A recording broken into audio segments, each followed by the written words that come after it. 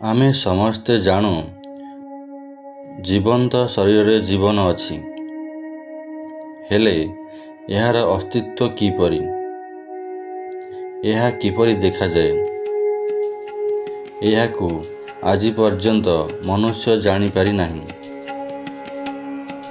किंतु यह निश्चित जना पड़े जे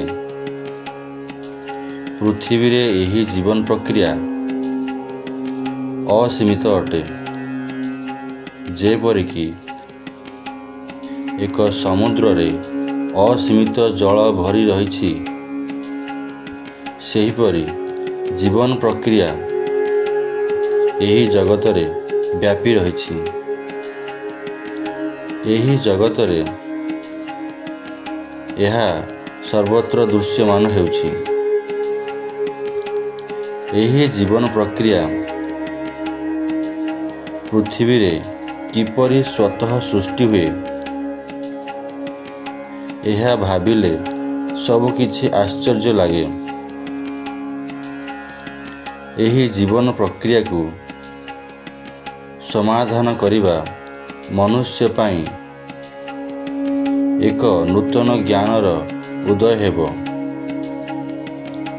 आमे पाइथिबा एही शरीर मात्र एही जन्म पाई सीमित अटे।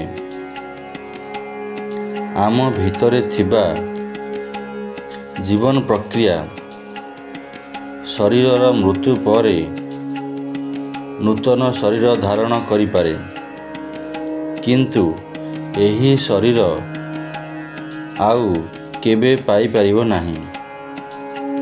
जेमिति प्रत्येक मनुष्यर फिंगरप्रिंट यूनिक होइथाए सेहीपरि एही शरीर मध्य यूनिक अटे।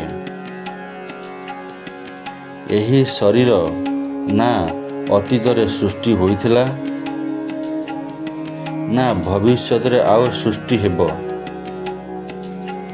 केवल वर्तमान आमे जेउ शरीर को पाइछे ताहा ही एही जगत रे विद्यमान।